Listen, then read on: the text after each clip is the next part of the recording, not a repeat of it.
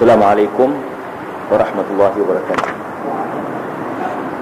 Bismillahirrahmanirrahim. Alhamdulillahil alamin.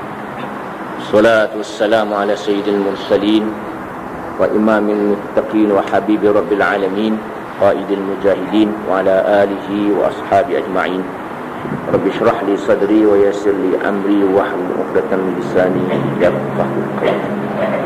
Subhanaka la ilma lana illa ma 'allamtana innaka antal alimul hakim. Muslimin dan muslimat yang dirahmati Allah, sambung surah Al-Baqarah ayat 144. A'udzu billahi minasyaitonir rajim. Qad nara taqalluba wajhika fis sama' falanuwalliyannaka qiblatan tardaha fawalli wajhaka syatral masjidil haram wa haitsu ma kuntum fawallu wujuhakum syatrah innal ladzina utul kitaba la ya'lamun annahu al-haqqu min rabbihim wa mallahu bighafilin amma ya'malun. Maksudnya, kerap kali kami melihat engkau wahai Muhammad berulang-ulang menengadah ke langit, maka kami benarkan engkau berpaling menghadap kiblat yang engkau sukai. Oleh itu palingkanlah mukamu ke arah Masjidil Haram, tempat letaknya Kaabah, dan di mana sahaja kamu berada, maka hadapkanlah mukamu ke arahnya. Dan sungguhnya orang-orang Yahudi dan Nasara yang telah diberikan kitab, mereka mengetahui bahawa perkara berkiblat Kaabah itu adalah perintah yang benar dari Tuhan mereka, dan Allah tidak sekali-kali lalai akan apa yang mereka lakukan. Ayat ini menguraikan gini, Nabi dah lama sangat berharap mudah-mudahan kiblat bertukar daripada Baitul Maqdis ke Baitullah. Maka selalu Nabi ini memandang-mandang ke langit, mudah-mudahan wahyu turun. Jibril naik ke langit, perhatikan Nabi tengok Jibril naik, mudah-mudahan nanti turun balik membawa berita yang baru, iaitu bertukarnya kiblat dari Baitul Maqdis ke Baitullah. Kerana Nabi tahu bahawa sungguhnya Kaabah itu merupakan bangunan yang pertama yang dimana di atas muka bumi ini untuk beribadat. Baitul Maqdis merupakan bangunan yang kedua, dan Baitul Maqdis itu adalah tempat kiblatnya orang-orang Yahudi. Orang-orang Yahudi pun berkata, dulu bagaimana Muhammad ini, dia kata, agama kita berbeza-beza, kiblat sama pula. Maka Nabi minta, berhajat, berusaha bersungguh-sungguh, berdoa kepada Allah, mudah-mudahan kiblat bertukar. Akhirnya Allah benarkan pertukaran setelah berkiblatkan Baitul Maqdis selama 16 ataupun 17 bulan. Ya, 16 ataupun 17 bulan. Maka di sini sebut, saya kata, fala nuwalliyannaka qiblat tardaha, palingkanlah ke kiblat yang engkau suka, yang engkau ingini, yang engkau cintai. Allah benarkan bertukarnya kiblat daripada Baitul Maqdis ke Ka'batul Karamah. Awalli wajhaka syatral Masjidil Haram, hadapkanlah mukamu ke arah syatra ni arah, ke pihak. Maknanya ini suatu kemudahan bagi umat Islam. Kalau terus ke Masjidil Haram memang tak kena, ke arah ke syatral Masjidil Haram, makna ke arah. Itu sebabnya ini merupakan suatu keringanan kepada umat Islam. Kalau direct kepada Kaabah terus, memang takkan kena. Memang takkan kena. Tetapi kalau kita berada di Mekah, kita wajib menghadapkan dada kita ke Kaabah, tepat betul. kalau dilengkawi ke arah saja. Jadi kaedah ini, orang dalam masjid kiblatnya Kaabah, orang di luar masjid kiblatnya masjid. Orang di luar negara Mekah maka kiblatnya Makkahul Mukarramah. Jadi arah, kalau betul-betul nak kena, takkan kena. Sikit sini ni, silap sikit dia, kona sikit dia, lari ke tempat lain, ke Spanyol ni. Maka yang paling penting ialah keikhlasan kita tu. Kita pergi mana-mana pun, kita pergi dalam hutan, kita usaha juga mana kiblat kita. Kita pergi tempat-tempat yang tak ada orang sembahyang, mana pula kiblat. Kita cari dulu sebelum kita sembahyang, maka sah kita punya sembahyang dulu. Yang penting kita berusaha untuk menentukan mana kiblat. Dan zaman moden sudah ada kiblat, sudah ada kompas, dibawa berjalan. Pergi ke mana-mana pun sudah senang sekarang. Tapi ketika dulu di Suriname di Amerika Selatan itu, kalau kita lihat peta Islam, ada orang Islam banyak di Suriname. Di situ ramai orang-orang Indonesia buat kebun di sana, dibawa di Belanda ke sana. Ramailah orang Islam ke sana. Mereka pun buat masjid. Kompas tak ada, apa tak ada masa itu. Di agak-agak di Indonesia ni ke barat, sana pun ke barat. Memang tak kena kiblat. Tapi mereka berusahalah juga nak menentukan kiblat itu. Akhir zaman moden kemudian, datanglah orang yang pandai-pandai membawa kiblat, membawa kompas. Sudahlah bertelagah dua golongan.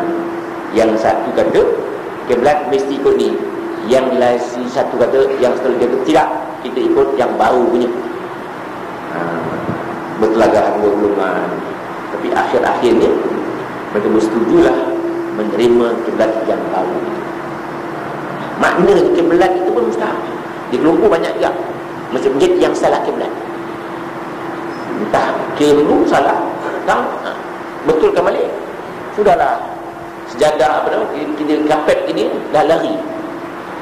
Tapi kesimpulannya, mereka berusahalah untuk membetulkan kiblat.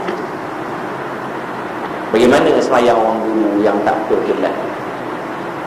Sembahyangnya sah, sembahyangnya sah. Pada ketika Nabi pernah sembahyang salah kiblat, setiap siang sudah silap, maka tidak diperintahkan mengqadha sembahyang itu. Maknanya sembahyang itu pun sah.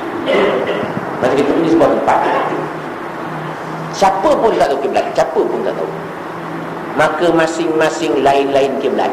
4 orang 4 kiblat. Tengok siang 4 salah, maka 4 sah sembahyang. Bayang sah. Berbeza dengan waktu sembahyang.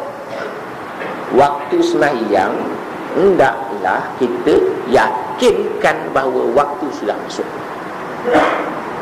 Tak boleh kita gagah ini macam dah masuk ni, jangan.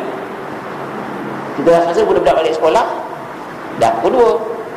Rupa-rupanya hari tu budak balik sekolah awal, pukul 10 dah balik, cuti sekolah. Terbukti salah, taklah diulang balik sembahyang. Nampak? Itu kaedah dia.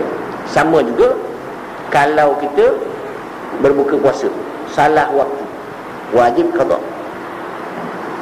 Kita tunggu orang azan, tengok-tengok ada orang azan, rupanya budak-budak belajar azan, kita pun makan, tengok-tengok salah, kena qada walaupun 1 minit. Itu kaedah waktu. Kiblat tak, kiblat kalau salah dah kesiangan, silap, tak mengapa sah. Kalau kita tahu, orang-orang yang tahu kiblat, ditengok di langit, tengok bintang yang berderet 3 itu, itulah tanda kiblat.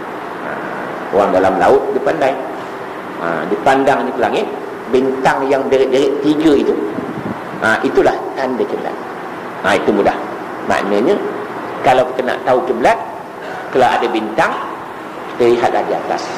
Itu sebabnya orang Arab berjalan di padang pasir, tak ada kompas, berdasarkan kepada bintang. Bintang menjadi petunjuk di padang pasir. Bahkan orang Arab bukan Arab yang selalu sesat, unta pun tahu kalau sesat. Itu hebat unta tu. Unta kalau sesat, berhenti dia. Berhenti. Tuan dia pun sedar, tengok bintang, memang silap. Mana unta pun tahu sesat. Kalau kita tak tahu sesat, lebih turut pada unta. Begitu.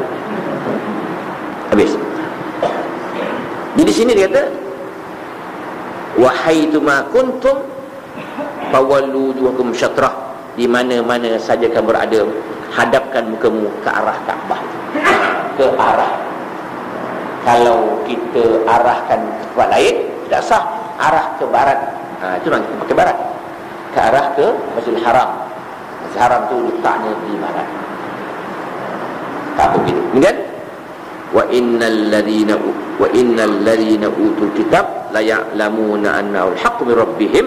Sungguhnya orang-orang Kristian dan Nasrani, orang Yahudi dan Kristian, Yahudi dan Nasrani memang tahu itu kebenaran dari Tuhan. Dia tahu.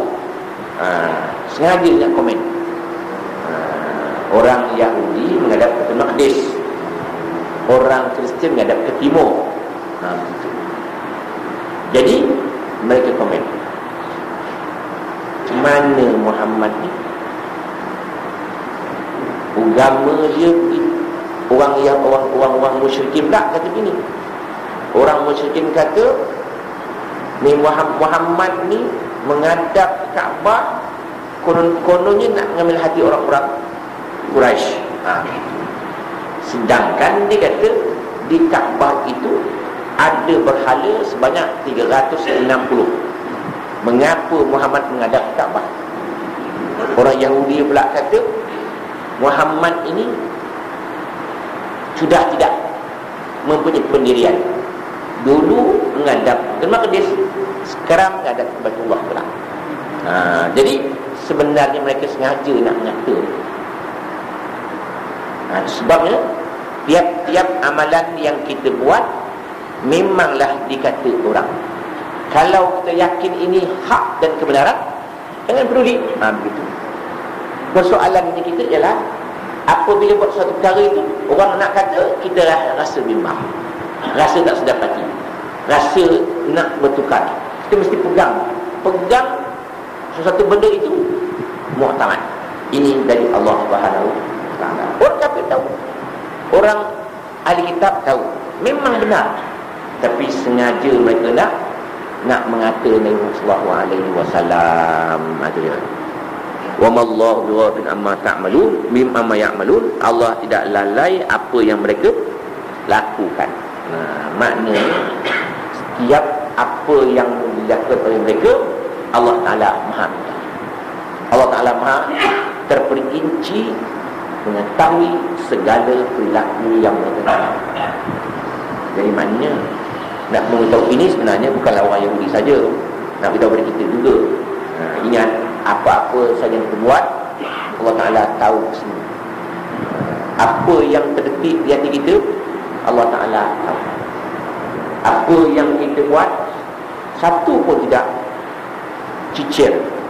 Sebab besok di akhirat, dia kata la yughadiru saghiratan wala kabiratan illa ahsaha. Tidak ditinggalkan sikit pun tidak, besar semua kira. Maka orang-orang yang tidak beriman memang begitulah tabiat mereka. Apa saja yang Islam bawa, semua tak kena. Kalau orang Islam buat begitu juga, maka tidak ada bezanya dengan orang-orang yang ahli kitab, musyrikin yang beragama sama. Sebab kita di padang mahsyar besok, kita punya kitab amalan sebanyak 99 line. Tak banyak. Amalan kita 99 line. Banyak. Panjangnya wallahu alam, terpanjang sekali. Itulah yang akan dibaca oleh tiap-tiap seorang, apa yang telah dilaksanakan, dikerjakan, lakukan, diamalkan dalam dunia ini. Termasuklah ini, yang komen-komen semua ada. Kemudian wala in ataital ladina utul kitab bi kulli ayatin ma tabi'u qiblatak wa ma anta bitabi'in qiblata ba'd qiblatahum ma ba'dhum bitabi'in qiblata ba'd wal ladina wa la in ittaba'ta ahwa'ahum min ba'di ma ja'aka min ilm innaka idzal laminaz zalimin. Dan demi sungguhnya jika engkau bawakan kepada orang-orang Yahudi dan Nasrani yang telah diberikan kitab akan segala keterangan yang menunjukkan kebenaran perintah berkiblat Kaabah itu, mereka tidak akan menurut kiblatmu, dan engkau pula tidak sekali-kali akan menurut kiblat mereka, dan sebahagian dari mereka juga tidak akan menurut kiblat sebahagian dari yang lain. Demi sungguhnya kalau engkau menurut kehendak hawa nafsu mereka, telah datang kepadamu pengetahuan yang telah diwahyukan kepadamu, sesungguhnya engkau jika demikian adalah dari golongan orang-orang yang zalim. Maknanya dia kata orang-orang kafir ini, orang-orang kitab ni, bawa keterangan macam mana pun dia takkan ikut. Itu sebenarnya. Mana orang-orang kafir ini hati gelap, hati hitam, apa benda bukti bawa pun dia tak ikut. Dan mereka pun setengah-setengah takkan ikut. Orang Yahudi tak ikut orang Nasrani, orang Nasrani tak ikut Yahudi, Yahudi tak ikut Islam, Nasrani pun tak Islam, Islam pun takkan ikut mereka itu. Ini kiblat. Jadi maknanya orang-orang kafir ini bawalah bukti bagaimanapun dia tak ikut. Itu sajalah. Maknanya kita nak fahamkan mereka ini memang terlalu ujung. Kita nak tengok dalam Islam telah tersebar luas di Nusantara ini. Islam pun telah hebat. Ramai kita lihat para pengkaji ketimuran ini datang ke sini mengkaji Islam. Dikaji Islam. Dia kaji Islam itu bukan dia nak masuk Islam tu. Dia kaji Islam nak mencari mana salahnya Islam itu. Saya kata yang ceritakan dulu, seorang Geronje, seorang Belanda telah masuk Islam. Bukan nak masuk Islam tu, nak mengkaji kelemahan Islam. Tukar nama kepada Abdul Ghafur. Mereka pergilah ke Mekah mengkaji Islam di Mekah. Orang Belanda. Tapi orang tahu, orang-orang Belanda, orang Indonesia tahu dia masuk Islam bukan kerana nak Islam, tapi nak condemn Islam. Dia dua orang, orang sama Syariki namanya, dan bukan Islam. Itu boleh masuk Mekah. Banyak kitab-kitab Arab yang mereka tulis. Itu sebabnya kitab-kitab hadis, untuk mencari hadis tu, dia punya petunjuk itu ditulis orang-orang ahli-ahli orientalis. Munjid ni kamus bahasa Arab ditulis oleh orang-orang Yahudi. Kita pakai, kita sekolah Arab pakai kitab ditulis oleh mereka. Sekarang ni boleh diperbaharui balik kitab itu kerana banyak dia seleweng. Bahasa Arab betul. Mana bahasa Arab kalau saburah apa hitam, betul tak? Kan madrasah semua betul. Tapi sebut apa disebut masjid, pasal terjemahan dia masjid itu bukan ke dalam bahasa Melayu tak. Masjid Arab ke Arab. Masjid itu ialah tempat peribadatan itu. Seperti berhala. Mana boleh sujud seperti berhala? Seperti rumah tokong Cina, seperti ikut Hindu dia kata. Disamakan. Itu sebab kita pergi ke Thailand, apa dia tu? Disebut masjid tu. Dia nak sebut mosque, dia tak erti. Itu Muslim temple. Kalau kita pergi ke Thailand, ke Bangkok, kita nak tanya masjid mana, tanya orang Thailand tu, dia sebut Muslim temple. Mana mahu dia? Makna temple kan berhala orang-orang Islam. Dalam kitab Yahudi, Munjid itu dia tulis begitu. Dia selewengkan pakar. Dia sebut apa mana Nabi itu, Rasul Nabi itu seorang utusan seperti dia kata Gautama Buddha apa. Dia selewengkan gitu. Jadi Gautama Buddha jadi Nabi lah dia. Begitu nampak. Memang mereka nak menyembunyikan fakta yang sebenarnya. Jadi kita tak boleh ikut mereka. Mereka pun tak akan ikut kita. Kalau kita ikut hawa nafsu mereka, rosak. Jadi kalau kita lihat apa yang berlaku pada umat Islam sebenarnya, umat Islam telah pun habis lingkup sebenarnya. Pasal umat Islam telah pun menurut jejak langkah orang-orang Yahudi. Itu Contohnya, kita melaksanakan riba Yahudi. Kita melaksanakan amalan-amalan muzik. Kita baca sejarah muzik ini bermula dari orang-orang Yahudi.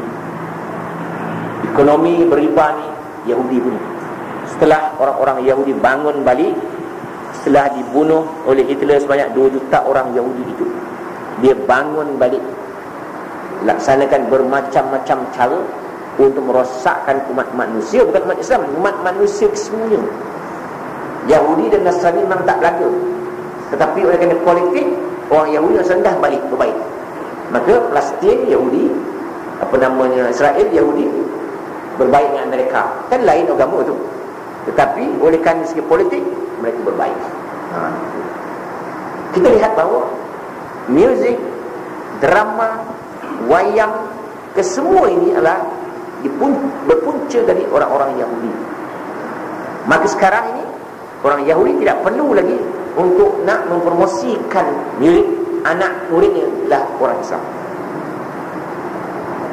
Timbullah syuh heboh dan ekonomi fantasia. Itu semua Yahudi dia cara tu. Ini dia. Maknanya orang tak perasan, kesemua telah pun diresapi oleh pengaruh Yahudi dalam masyarakat manusia antarabangsa. Habis. Jadi kita rasa, kita setiap hari minta doa dalam sembahyang, ghairi maghdubi alaihim waladdallin. Kita tak mau Yahudi, tak mau Kristian. Hari-hari minta. Tapi amalan harian telah mengikut apa yang buat oleh Yahudi dan Nasrani. Ini dia kaedah yang tak perasan. Habis. Alladzina atainahumul kitab ya'rifunahu kama ya'rifuna abna'ahum wa inna fariqam minhum la yaktumuna al-haqqa wa hum ya'lamun. Orang-orang Yahudi dan Nasara yang kami berikan kitab itu mengetahui serta mengenali Nabi Muhammad dan kebenarannya sebagaimana mereka mengenali anak-anak mereka sendiri, dan sungguhnya sebahagian dari mereka berusaha menyembunyikan kebenaran itu sedang mereka mengetahui akan salahnya perbuatan yang demikian. Maknanya orang-orang ahli kitab tahu Nabi Muhammad itu betul. Dia tahu. Dalam Taurat ada, dalam Injil ada. Tapi apa dia kata? Sebenarnya betul lah, memang ada Nabi, dia kata. Dia bukan Muhammad itu, orang lain. Itu tu. Dalam kitab dia ada. Dalam kitab dia akan lain seorang Nabi yang bernama Ahmad, yang bernama Muhammad. Jadi maknanya mereka puak Yahudi ni tahu tak? Tuan-tuan kita baca sejarah di Madinah apabila bermusuh-musuhan antara Aus dan Khazraj. Orang Yahudi pun campur. Orang Yahudi kata, tuan-tuan baik-baik sikit, tak lama lagi akan lahir seorang rasul, kami akan sokong belah dia, akan serang tuan-tuan. Mana tahu? Dia tahu akan lahir seorang rasul. Tapi tengok-tengok bangsa Arab, bukan bangsa Yahudi. Itu yang tak nak tu. Ini dia. Maknanya mereka menyokong ke arah fanatik kepada keturunan, tidak menyokong kepada kebenaran. Yang difanatikkan ialah bangsanya, bukan kebenaran. Ditolaknya kebenaran kerana fanatik kepada bangsa. Itu kita nak ingat tu. Kita ingat bangsa kita, orang Melayu Malaysia, banyak fanatik kepada bangsa Melayu, menolak kepada kebenaran. Kita ingat tu. Jangan fanatik kepada suatu pahaman yang berfaham kepada bangsa. Naklah kita menyokong yang berdasarkan kepada kebenaran. Dia tak tahu ke Muhammad? Dia tahu. Padri dia tahu. Pop dia tahu. Sebabnya tuan-tuan, saya cakap dengan seorang padri yang masuk Islam di Sarawak. Apa dia kata? Sebenarnya Ustaz dia kata, padri-padri ini semua tahu Islam betul. Padri cakap dah tapi dah masuk Islam kan. Sebenarnya dia kata, semua padri-padri ini tahu Islam itu betul. Tapi oleh kerana duit banyak masuk ni, maknanya kuat duit mempengaruhi mereka. Pasal kalau ada setengah mazhab Katolik umpama, kan padri boleh mengampunkan dosa orang. Orang buat salah, dia ada kuasa mengampunkan. Untung dia bila ampun dapat duit. Kita curi orang televisyen, jual RM1 kan? Jadi jumpa padri, minta ampun. Dia pun bagi surat ampun. Bagi dia 300. Jadi yang tukang curi untung 700. Nampak cara dia? Cara dia. Protestan tak setuju. Jadi maknanya ada kuasa padri mengampunkan dosa orang. Untung. Sebab ada dulu, cerita dulu, ada seorang padri itu menjual syurga. Syurga jual. Siapa yang nak masuk syurga boleh beli dia punya sijil. Banyak orang beli, orang kaya beli RM10,000, RM20,000. Untung padri tu. Syurga jual.